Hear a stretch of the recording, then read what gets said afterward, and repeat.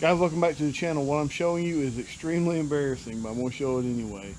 So half my channel is built on my C4 Corvette that I bought super cheap and did some things too. And this is the current state of the C4. I've actually had people stop by and wonder if it's just an abandoned car at this point. Flat tires, doesn't run, and hasn't ran for several months. When I say haven't ran, I haven't cranked it in several months. So I came out to try to crank it. I was going to go ahead and get the lowering kit on it, get some new wheels and tires on it, and do some things to it, and it wouldn't crank. Now it'll turn over and it'll spin, but it won't fire. And when I turn the ignition, I can't hear the fuel pump kick on, which means it's likely a bad fuel pump. But before you go and do that, you have to be able to troubleshoot it just a little bit. So I checked the fuel rail for fuel pressure, no fuel pressure. Okay, so that means that the fuel pump's definitely not working. But why is it not working? The first thing I would do is check the fuse, which is on the panel on the other side of the dash on the passenger side. I did check that fuse, it was good. I did not check it with a multimeter to make sure that as you turn the key on to ignition that it got power. I don't have my multimeter, but that would be the first thing you do. If you're getting power at the fuse, then you check the relay, which in this car is under the dash, under the passenger side dash. There's 5 relays there, it's the one in the middle. I haven't done that either. However, if you are getting power to there in the relay, then the power comes back to your fuel pump, which is in the tank here, and you would want to make sure that you're getting power to the pigtail, and then at that point you would know where the problem is, because the only thing left is the fuel pump. If you are getting power to the fuel pump and the fuel pump's working and it's not getting any fuel pressure to the fuel rail, then check your fuel pressure regulator or your fuel filter. I happen to have a new pump already that I was going to put in regardless, so since I don't have my multimeter, I'm just going to skip straight to step number 4 here and hope for the best. Ben, this is a fuel pump I got off of Amazon. It's Quantum fuel pump. It's a direct replacement. It comes with this kit: fuel pump sleeve, isolator, a couple O-rings, a bypass for one of the pieces in there, a couple hose clamps for the bypass, a filter sock, and a new pigtail. The great thing about a Corvette versus a lot of other vehicles is the fuel pump is very easily accessible. I hope. I've never done this one, and you can see how disgusting this is. This is just how neglected this car's been. So anyway, the first thing you do is take these 4, there's one here and one here, little screws out, and it's a T15. Once you do that, this piece should lift up and out. Once it lifts up and out, you can see how disgusting everything truly is. And for mine, it is indeed very disgusting. Once you get that out, let me clean all this up first before we go any further, because this is terrible. All right, now that this is a little bit cleaner, we'll work on it. I have no idea what this is. Obviously, there's been some modifications.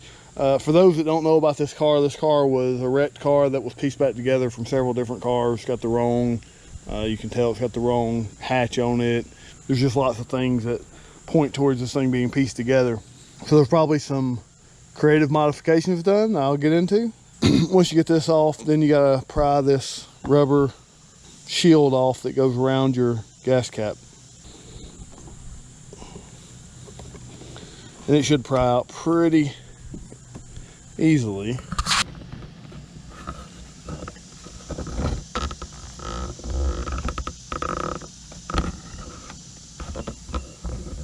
Your drain hose will still be connected, so you gotta unhook that.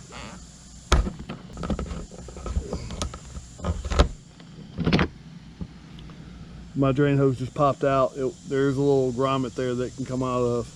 Guys, this is also an easy way to disconnect your fuel tank if you're doing your fuel filter, because your fuel filter is below the fuel tank. And so if you do your fuel filter, it's not below the fuel tank, but it's lower than the fuel tank in the car.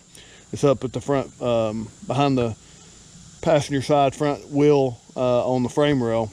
And since it's lower than the tank, the siphon will always fill fuel into the fuel filter, even gravity fed. And so the easiest way to, if you're going to do that to keep fuel from flowing, is to come back here and do all this and then just disconnect your return and your feed line. Now I do have to disconnect that to get this out of here, so let me get a screwdriver. All right, I've got the feed, the return, and the vent taken off. Now I'm going to take these 9, I think they're 9 10mm bolts out, and then the whole sending unit and pump assembly should lift out of the tank. One thing I forgot to say before doing this is make sure you disconnect your battery. It's not going to mess anything up electronically, but you don't want some random spark when you disconnect something or whatever to be messing around back here when you're messing with the fuel.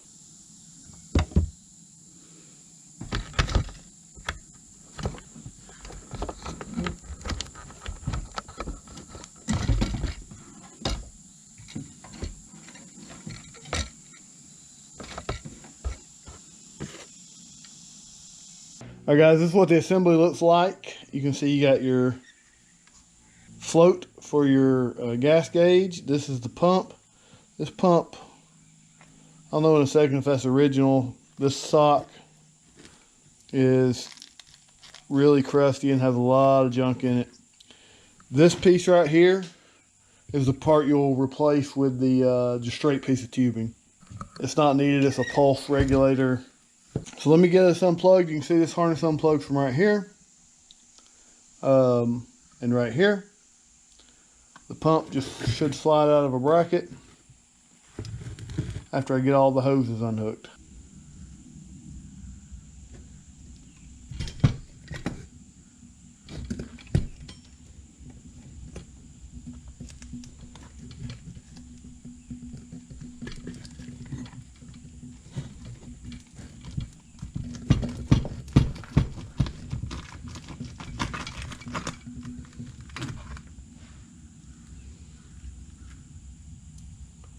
We'll keep that little isolator piece. Vibration sock, fuel filter sock. It does come with a new isolator on the bottom, so I'm going to pull that off so I can take a good look at this sock. Not in great shape. All right, guys, I bench tested the pump. It is bad, so it's time to install the new one. I went ahead and took off that regulator or that pulse modulator, whatever the hell it's called. And what you're going to be able to see is when you put the pump in, those things are going to be almost exactly lined up. And so you have to put that tube way up on this and way down unless you want to cut it down, which I may do both. Here's the new pump. Here's the old pump. Old pump seems a little more robust, but I'm not worried about it. The $64 question is the old pigtail going to fit? It will.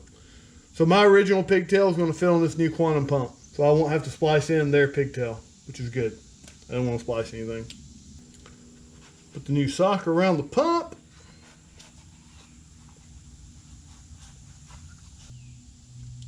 Put the new isolator on. All right, guys, I got the new hose installed. Isolator sleeve, which I actually got pulled up a little bit. That's fine. Now I got to put the filter sock on, which is this. It just pops on there. Should just pop on there. Yep, it's got two little detents.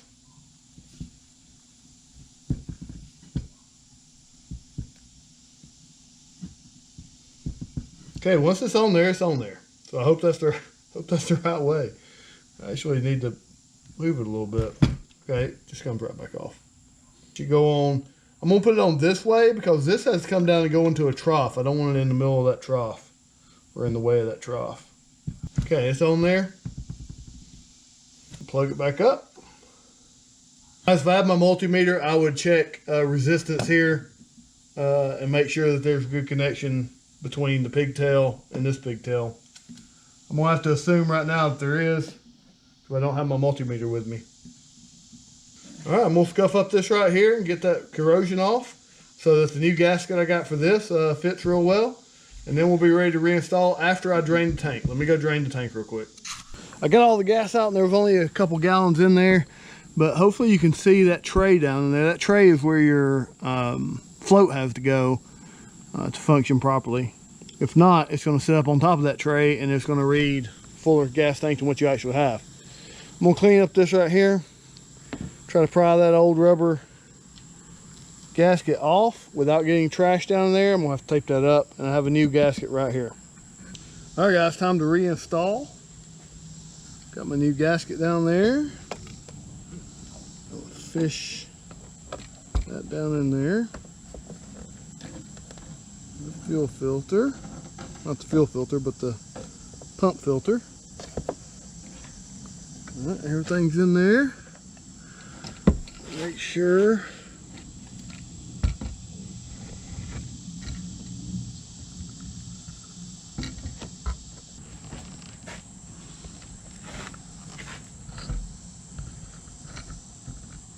the hoses will very much get in your way. There it goes. Yep, it's in there because it won't go side to side at all. All right, guys, it's back together. I have to tighten the clamps. I've got to fill it with some gas. It's only got about half a gallon in it. I had about half a gallon sitting in a can over here. I just put in it, and I'll put about 5 gallons in it. We'll see if she primes. Everything's plugged back up. You can see it looks a lot cleaner, a lot nicer. These are a third brake light. That's how they wired up that other third brake light when they put on the different hatch. So that doesn't matter.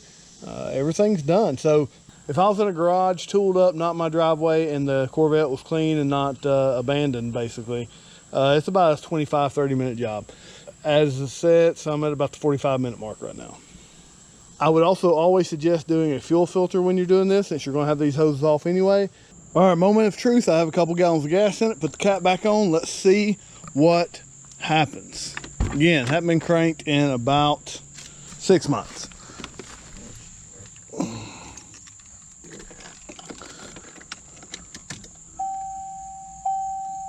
I think I heard the pump. Now I could go hit the Schrader valve to make sure it primes, but let's just go ahead and give it a bump, see what happens.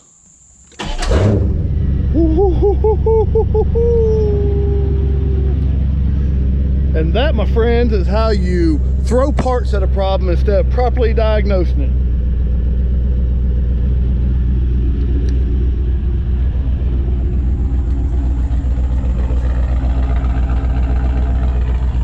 A little smoke out of the back.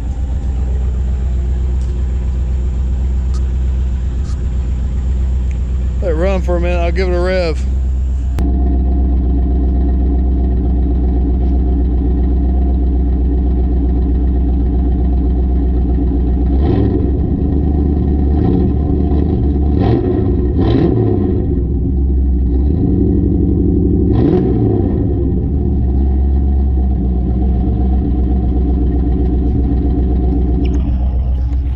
Definitely tell it hadn't been cranked in about 6 months. So guys, with that repair, the Corvette is fixed. It is running. I still got to get new tires. I have those on order. And what has become the abandoned Corvette is now running and driving again, and I'll start working on it. I'm just pumped that for once I threw parts at a problem and it actually fixed it without diagnosing it, as opposed to going through the proper channels. So guys, if you stuck around this long in the video, I'll tell you what's up next for the Corvette. Other than the tires and lowering it and all that, I'm going to put headers on it. I'm going to port and polish, or at least port the intake. I'm going to do a little bit of intake work, not any internal engine work, but a little more external engine work. I'm probably going to put standalone fans on it so I get rid of all that mess. And I'm going to try to get this into about a 13-second car. I'm just going to have fun with it. I'm going to make it into a modern day hot rod. That means I'll have to build the transmission and do some other things, but we'll get to all that. So guys, if you want to know where I got any of the parts for it, please check my Amazon link, and all the parts, including the fuel pump. That quantum fuel pump will be located there. That'll be in the description. And guys, do me a favor, if you have time, check out my brother's YouTube channel, Lonesome XJ. I'd like to get him to 1,000 subscribers so that he can monetize his videos. It's a big deal for small-time YouTubers to be able to do that. It just helps out a lot. But stay tuned for more Corvette videos. I'll try to get back in the swing of things, some Jeep videos. Going to Jeep Jam, not Jeep Jam, going to Sheriff's Jeep Fest this year, so there'll be some videos there. But I'm looking forward to getting this thing back to some sort of condition that I can actually drive it in, and taking it for some spins, maybe some fast spins. Guys, thanks for watching. Please hit the like, share, subscribe, blah blah blah, and have a great day.